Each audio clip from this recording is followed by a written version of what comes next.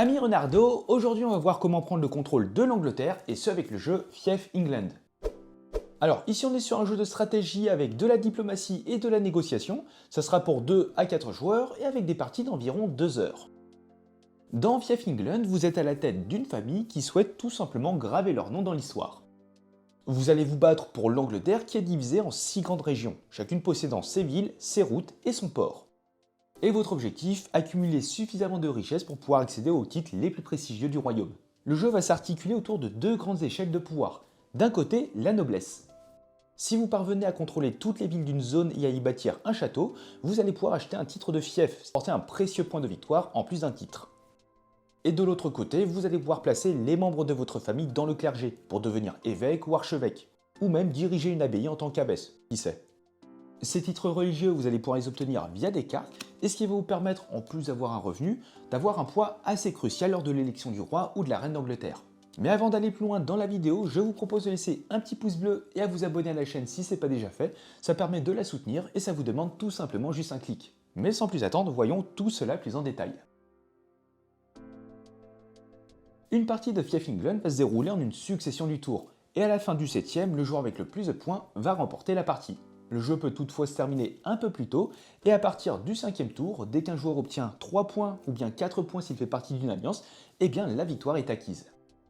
Chaque tour est décomposé en 8 phases, qui sont chacune réalisées à tour de rôle. Dès que tous les joueurs en ont terminé une, vous passerez à la suivante. Vous aurez ainsi une phase Oyez Oyez qui interviendra qu'à partir du 2ème tour. Vous allez gérer les mariages, alliances, élection du roi ou de la reine et le vote du parlement. Phase que l'on va voir en fin de vidéo pour que vous puissiez avoir tous les tenants et aboutissants. Vous aurez une phase de cartes où vous allez pouvoir récupérer des cartes personnages et événements que vous allez pouvoir également jouer. Une phase de revenus. Une phase d'achat où vous allez pouvoir acquérir des bâtiments, des troupes et des titres. Une phase de déplacement. Une phase de viking. Une phase de bataille. Et pour terminer, vous aurez une phase de fin de tour. Et à partir du 5ème, si un joueur a suffisamment de points, il gagne la partie. Et sinon, vous passerez au tour suivant. On va du coup commencer par la deuxième phase qui est la phase de cartes. Dans l'ordre du tour, chaque joueur peut se défausser librement de tout ou partie de ses cartes. A noter qu'au cours de la partie, vous ne pourrez jamais avoir plus de 3 cartes en main, en comptant à la fois les cartes personnages et les cartes événements. Les cartes personnages sont défaussées face cachée sous la pioche personnage, tandis que les cartes événements sont défaussées face visible dans leur défausse. Vous pourrez ensuite piocher jusqu'à 2 cartes dans les pioches personnages et ou événements, avec toutefois une limite de une seule carte personnage maximum. La pioche personnage est composée de seigneurs, hommes et femmes. On y trouve également d'autres types de cartes comme des abbesses, des mercenaires ou encore des bourgeois. La pioche événement, quant à elle, contient des événements en bleu et des calamités en rouge. Si vous souhaitez piocher un événement mais que la carte au sommet de la pioche est une calamité, vous la révélerez et la placerez face visible sur l'emplacement libre le plus à gauche de la zone calamité. S'il n'y a plus de place disponible, la carte est tout simplement défaussée. Et à noter que les cartes calamité ne comptent pas dans la limite de nombre de cartes que vous pouvez piocher ce tour-ci. Une fois que tous les joueurs ont terminé de défausser et de piocher leurs cartes, vous allez résoudre les cartes calamité de gauche à droite. A noter qu'au premier tour de jeu, aucune calamité n'est activée. Elles sont simplement placées horizontalement. Lors du deuxième tour, vous allez les redresser avant de les activer normalement. Lorsqu'une carte calamité est activée, le premier joueur va lancer un des 6 pour déterminer la région affectée. Vous allez placer la carte dans la zone maritime correspondante et elle va affecter l'ensemble de la région, aussi bien la partie maritime que terrestre, et plus précisément tous les seigneurs et les troupes qui s'y trouvent, quel que soit leur propriétaire. A noter qu'une même région ne peut pas être affectée par plusieurs calamités du même type. Si cela devait arriver, la carte est immédiatement défaussée. En revanche, une région peut subir plusieurs calamités différentes. Ces cartes restent actives jusqu'à la fin du tour et elles sont défaussées. Si la carte Invasion Viking est tirée, les Vikings vont débarquer lors de la phase 6 dans le port de la région concernée. Une fois toutes les calamités activées, vient le moment où vous allez pouvoir jouer des cartes de votre main. A noter que sur certaines, vous verrez ce symbole d'éclair qui sont des cartes surprises. Ces dernières peuvent être jouées à tout moment, excepté durant la phase de pioche, qui est du coup celle-ci. Vous pourrez jouer des cartes personnages comme des seigneurs directement sur votre plateau personnel. Cela vous permet d'ajouter un nouveau membre à votre famille, composé de 3 seigneurs maximum à la fois. Dès qu'un seigneur rejoint votre lignée, vous allez piocher une carte serviteur qui l'accompagnera. Et pour terminer, vous placerez son pion correspondant sur le plateau principal. Vous avez également des titres religieux comme les cartes abbesses jouées sur une femme célibataire ou divorcée pour fonder une abbaye. Vous aurez aussi des bourgeois ou encore des mercenaires. Et vous pourrez jouer des cartes événements sur le plateau principal en fonction de son type. Vous avez des cartes plutôt économiques pour augmenter vos richesses, comme avec la bonne récolte ou le beau temps qui offre des bonus de revenus, ou la carte impôt qui permet de lever une taxe sur un fief ou un évêché. À côté de ça, vous avez des cartes tactiques avec par exemple le souterrain, pour vous évader d'une prison, traverser des zones de mauvais temps ou encore ignorer les défenses d'un château lors d'une attaque. Et pour terminer, vous aurez des cartes plutôt hostiles, pour déstabiliser le royaume par des révoltes ou des assassinats visant les seigneurs adverses. En temps normal, il est interdit d'échanger des cartes avec d'autres joueurs. Il existe tout de même une petite exception, notamment en cas d'alliance où vous allez pouvoir, on va dire, outrepasser cette règle. Mais au début de la partie, chaque joueur dispose de 3 pigeons voyageurs. Et vous pourrez dépenser l'un de ces jetons pour soit donner une carte à un autre joueur, donner de l'argent, ou inviter un joueur à une réunion secrète de 3 minutes où vous allez pouvoir négocier et échanger librement. Mais envoyer un pigeon voyageur nécessite tout de même de lancer un des 6. Sur un 2 ou plus, eh bien tout va bien, votre message arrive à destination, mais malheureusement sur un 1, le pigeon s'égare et le jeton est défaussé. Une fois toutes vos cartes jouées, vous allez passer à la troisième phase, la phase de revenu. Vous allez gagner tout d'abord un écu pour chaque ville que vous contrôlez, à condition que la ville ou son château ne soit pas assiégé. Vous allez gagner ensuite 2 écus pour chaque moulin et chaque abbaye située dans une ville que vous contrôlez. À cela, vous allez ajouter un écu supplémentaire pour chaque moulin et chaque abbaye dont la région est affectée par une carte événement bonne récolte et ou beau temps. La reine épouse du roi reçoit également 2 écus. Chaque abbaye rapporte en plus 2 écus pour chaque religieux ou seigneur titré qui s'y trouve. Vous gagnerez également 3 écus pour chaque membre de la famille royale, donc le roi, la reine souveraine et le prince de Galles, présent dans l'abbaye. Chaque relique révélée présente dans une abbaye rapporte 3 écus, tout comme la présence d'Excalibur. Et enfin, les moulins situés à une étape de l'abbaye rapportent un écu supplémentaire. Il faut savoir que l'une des cartes calamité appelle des vikings qui débarqueront lors de la phase 6. Lorsque ces derniers se trouvent dans le royaume, tous les revenus sont divisés par 2, arrondis au supérieur. Par ailleurs, vous pourrez détruire vos moulins pour gagner 2 écus. Cela permet d'éviter qu'ils soient pris ou détruits par l'ennemi. Vient le moment de passer à la quatrième phase, la phase d'achat. Dans l'ordre du tour, vous pourrez tous payer vos rançons pour libérer vos prisonniers. Vous allez également pouvoir acheter et placer de nouveaux bâtiments et de nouvelles troupes. Et enfin, vous allez pouvoir acquérir de nouveaux titres. On verra un peu plus tard qu'il est possible de capturer des seigneurs pour en faire des prisonniers. Le pion sera alors placé sur la carte de son geôlier. Pour libérer un ou plusieurs personnages capturés par un adversaire, vous devez lui verser 2 écus par seigneur et par titre détenu. Par exemple, un seigneur qui est évêque coûtera 4 écus à libérer. Et une fois libéré, le personnage revient au jeu, comme s'il entrait pour la première fois. Vous pouvez également construire des bâtiments, mais attention, l'espace est limité. Dans une ville, vous ne pouvez construire qu'un seul bâtiment majeur, c'est-à-dire château, cité ou abbaye, et auquel peut s'ajouter un seul moulin. Le château coûte 5 écus. Il ne génère pas de revenus, mais protège vos seigneurs en infligeant un malus de -1 des 2 batailles à l'attaquant lors d'un combat. La cité, qui est l'évolution du château, va remplacer ce pion lorsqu'un titre de fief est acheté.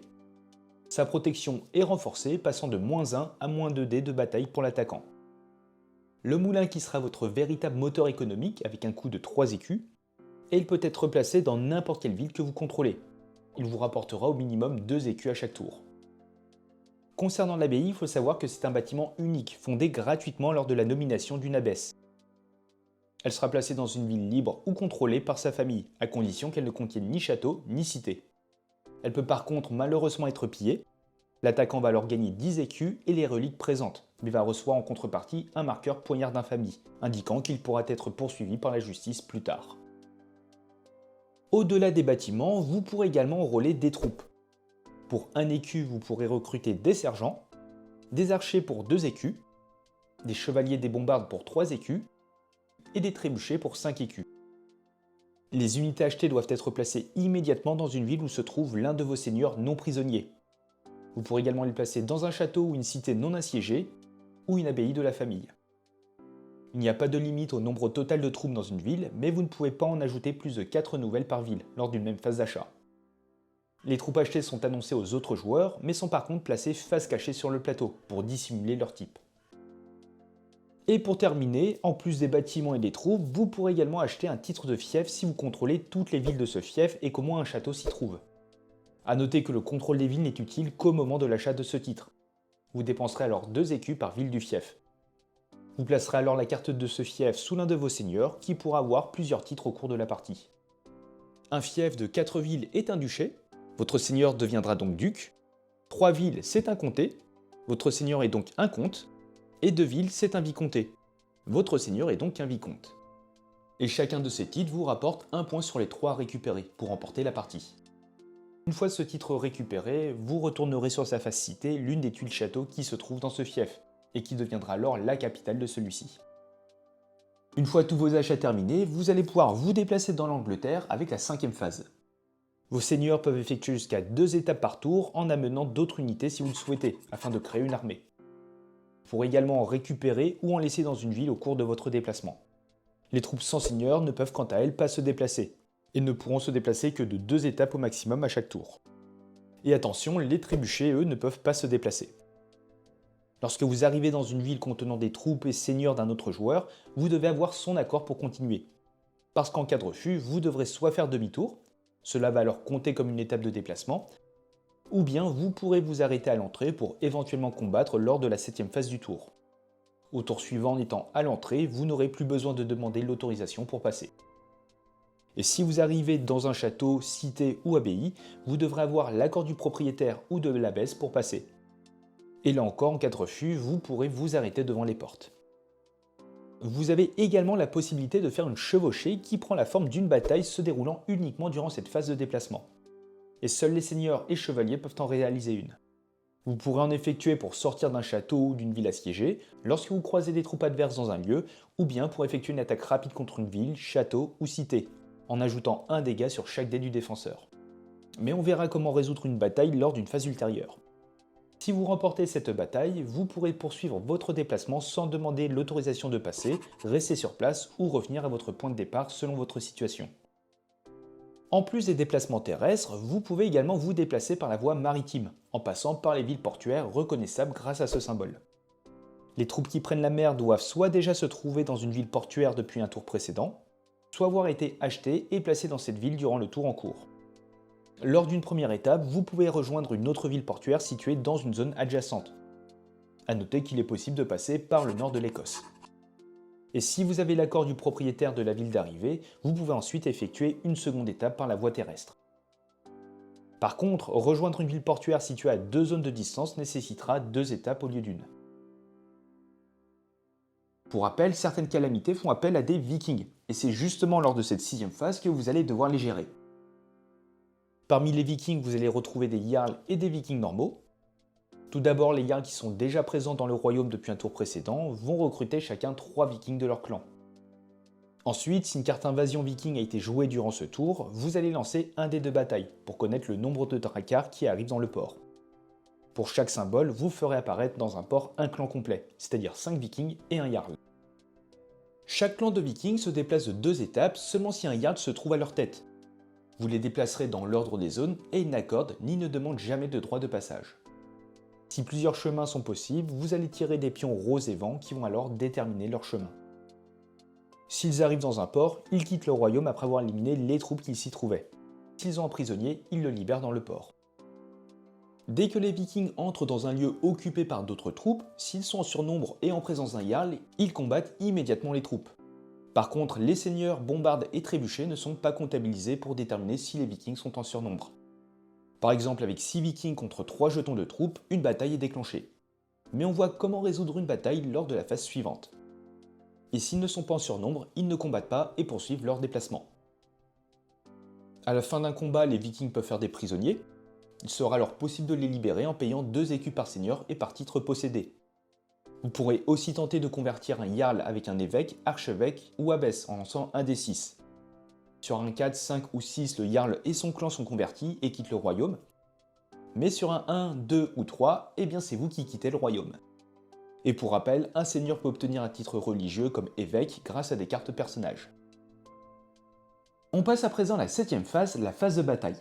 Alors comme on l'a vu rapidement, une bataille peut être déclenchée soit avec une chevauchée lors de la phase de déplacement, ou bien que des troupes vikings arrivent dans une ville occupée par des troupes, ou bien que des troupes de joueurs différents se retrouvent dans le même lieu.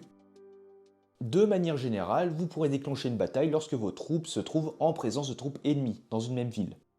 Mais avant de déclarer une bataille, vous allez révéler les forces présentes. Puis dans l'ordre du tour, chacun décide de livrer bataille ou pas. Donc si aucun joueur ne veut attaquer, eh bien rien ne se passe. Et à noter que les troupes sans seigneur ne peuvent pas lancer de combat. Une bataille va se dérouler en une succession de rounds jusqu'à ce que l'un des deux camps soit éliminé. Autre façon de terminer une bataille, c'est que l'un des deux camps se rende, que vous et votre adversaire décidez tout simplement de vous arrêter, ou bien qu'aucune perte n'est appliquée dans les deux camps au bout de 3 rounds successifs. Chaque round va se diviser en 2 phases avec une phase de projectile et une phase de corps à corps. En commençant par le joueur actif, vous allez pouvoir tirer dans l'ordre avec vos trébuchets, bombardes, archers et arbalétriers. Les trébuchets lancent 2 dés et ajoutent 1 dégât pour chaque autre trébuchet. Ici, j'obtiens donc 4 dégâts. Chaque sergent et archer est éliminé avec 1 dégât, tandis que les chevaliers sont éliminés avec 3 dégâts. Et concernant l'application des pertes, c'est votre adversaire qui choisit quelle unité supprimer. Et avec 4 dégâts, il peut par exemple défausser un chevalier et un sergent. Vous allez ensuite lancer 1 dé pour chaque bombarde qui doivent absolument être accompagnés d'un sergent. Et attention, si aucun dégât n'est effectué lorsque vous lancez le dé, la bombarde explose et elle est défaussée. Par exemple ici avec 3 dégâts, votre adversaire peut défausser un chevalier. Et enfin, vous lancerez un seul dé pour l'ensemble des archers arbalétriers, plus 1 dégât s'ils sont plus de 2. Ici avec 1 dégât, je peux supprimer un sergent. A noter que pour un château, il faut au moins 2 archers ou arbalétriers pour lancer un dé, et contre une cité, il faut en avoir au moins 3. Vous pourrez également choisir de viser avec vos archers le seigneur adverse ou Jarl, mais vous devrez l'annoncer avant de lancer les dés. Vous devrez alors obtenir 3 dégâts en lançant le dé plus votre éventuel modificateur. Et une fois les pertes appliquées, l'adversaire peut alors riposter. Concernant la phase de corps à corps, vous compterez tous de vos points de combat, c'est-à-dire le nombre d'épées sur vos pions. Chaque seigneur titré d'un fief vous donne également un point de combat. En fonction de votre total, vous allez lancer un certain nombre de dés allant jusqu'à 3. Pour rappel, les châteaux diminuent le nombre de dés lancés de 1 et les cités 2. Les dés des deux camps sont lancés simultanément et les pertes sont appliquées. Vous devrez alors choisir quelle unité éliminer chez vous en fonction du résultat de votre adversaire. Les seigneurs et jarls peuvent être éliminés que si toutes les unités de leur camp l'ont été, et il faudra alors 3 dégâts pour éliminer un jarl et 1 dégât pour éliminer un seigneur. Et si vous faites juste assez de dégâts pour éliminer toutes les troupes d'un camp adverse, mais pas les seigneurs, ceux-ci sont faits prisonniers. Les jarls en revanche sont retirés du jeu à la place. Si à la fin d'un round les deux camps ont encore des troupes, un camp peut choisir de se rendre. Toutes les troupes sont retirées du plateau et le seigneur devient prisonnier. Sinon, le combat continue et vous commencerez un nouveau round avec une phase de projectile et une phase de corps à corps. Les deux camps peuvent également décider de s'arrêter, dans ce cas-là tout le monde reste en place et le contrôle de la ville ne bouge pas, mais si le défenseur se trouve dans un château ou bien une cité, seul l'attaquant peut décider d'arrêter le fight. Le défenseur pourra tout de même choisir de sortir de son château ou de sa cité pour provoquer une nouvelle bataille. Par contre, il n'aura plus les bonus défensifs de ses murs. Dans le cas où il y aurait un vainqueur, celui-ci peut piller le moulin s'il n'a pas été détruit et reçoit 2 écus. Le bâtiment est alors retiré du plateau. Une abbaye peut également être pillée si elle est présente. Le vainqueur reçoit alors 10 écus avec les reliques qui s'y trouvent et un jeton poignard d'infamie. Et les éventuelles bombardes et trébuchets du vaincu sont récupérés par le vainqueur, si vous pouvez changer la couleur des pions. S'il n'y en a pas assez, ils reviennent en réserve. Dans le jeu, vous aurez également la possibilité d'effectuer des sièges. Quand l'attaquant n'a plus assez de points de combat pour lancer au moins un dé, il a tout de même la possibilité de déclarer un siège dans une ville avec un château ou une cité. Vous poserez alors un pion trébuché face en construction, et l'assiégé ne peut alors plus quitter la ville ni ajouter de nouvelles troupes sauf les seigneurs. Au tour suivant, lors de la phase d'achat, l'assiégeant va pouvoir payer 5 écus pour retourner le jeton trébuché sur la face active. Il pourra payer 5 écus supplémentaires pour poser un deuxième trébuchet. Mais si rien n'est payé ou si l'assiégeant n'a plus de seigneur, eh bien le siège est levé. Également lors d'un siège, si l'assiégé ou l'assiégeant n'a pas de projectile, l'adversaire peut lui faire subir 2 phases de projection d'affilée, si lui-même en possède. Et je reviens à présent sur la notion de prisonnier. Lorsqu'un seigneur le devient, son pion est placé sur la carte de son geôlier. S'il est prisonnier des vikings, il est couché sur le plateau avec les vikings. Le prisonnier est désormais contrôlé par le joueur qui l'a capturé et il pourra le déplacer où il le souhaite dans l'Angleterre avec ses seigneurs. Un prisonnier pourra toutefois s'évader avec la carte événement souterrain et son propriétaire pourra également payer sa rançon. Dès que vous avez résolu tous les combats, vous passerez à la dernière phase, où vous aurez quelques étapes à suivre. Vous allez commencer par défausser les cartes calamité et un point encore sur le plateau, et vous déplacerez le marqueur contour d'un cran avant de changer de premier joueur. Et pour rappel, à partir du 5e tour, vous allez comptabiliser vos points, à raison d'un point par titre, donc duc, comté ou vicomte, et vous allez pouvoir également marquer un point si vous avez remis une relique au roi. Et si l'un des joueurs possède 3 points ou bien 4 s'il fait partie d'une alliance, eh bien il remporte la partie. Et du coup, il me reste plus qu'à vous présenter la toute première phase Oyez Oyez qui va débuter à partir du 2e tour. Vous allez ainsi annoncer les mariages, mais pour le coup qu'à partir du 3e tour. Vous allez pouvoir élire le roi et la reine de l'Angleterre, et enfin vous allez pouvoir gérer la convocation du Parlement. Concernant le mariage, il va formaliser l'alliance entre 2 joueurs. Par exemple, le seigneur homme d'un joueur peut se marier avec le seigneur femme d'un autre. Mais attention, pas d'abbesse ou autre titre religieux, non non non. Et si jamais le mari était déjà roi, eh bien l'épouse devient automatiquement reine souveraine. Pour représenter cela, vous allez poser une alliance sur les 2 protagonistes. Et cela permet aux 2 joueurs mariés de s'échanger librement des écus et de poser des cartes personnages dans leurs familles respectives. Vous allez ensuite passer à l'élection du roi et de la reine, mais bien sûr il faut que le titre soit encore disponible, qu'il y ait également un seigneur titré, la présence d'un évêque et d'un archevêque, et bien sûr au moins un candidat ou une candidate. Évidemment, les prisonniers et les seigneurs qui sont assiégés ne peuvent ni se présenter ni voter. Et à tour de rôle, chaque joueur va pouvoir proposer un candidat. Et vous allez chacun poser un marqueur de vote de votre choix pour ou nul face cachée sur le ou les candidats de votre choix. Un marqueur pour va donner au candidat toutes les voix de ce joueur, c'est-à-dire une voix pour chaque seigneur titré ou évêque et 2 voix pour chaque archevêque. Et un candidat est élu s'il a bien sûr plus de voix que tous les autres, mais au moins 3 voix, avec celle d'un archevêque ou d'un évêque. Et en cas d'égalité, personne n'est élu. En cas d'élection, vous placerez immédiatement la carte roi ou reine souveraine sur le seigneur correspondant qui bénéficiera alors d'une garde royale. Et enfin, le Parlement peut être convoqué par le roi ou la reine s'ils sont ni prisonniers ni assiégés. Et cette convocation va permettre de voter l'impôt royal de 12 écus qui pourra être distribué à l'ensemble des familles selon le bon vouloir du souverain. Pour cela, chaque joueur pouvant voter place l'un de ses jetons pour ou contre face cachée. Et à l'instar de l'élection du roi ou de la reine, un marqueur pour donne toutes les voix du joueur en faveur de la levée de l'impôt, et au contraire, le jeton nul donne toutes les voix en défaveur de l'impôt. En cas de réussite, le roi et la reine reçoivent 12 écus qui peuvent être distribués à l'ensemble des familles, mais secrètement. Et une fois cette étape terminée, vous serez prêt pour démarrer un nouveau tour. Vous allez ainsi les enchaîner jusqu'à ce qu'un joueur parvienne à 3 points de victoire à partir de la fin du 5e tour, ou 4 s'il fait partie d'une alliance, et sinon, à la fin du 7e tour, le joueur avec le plus de points remporte la partie.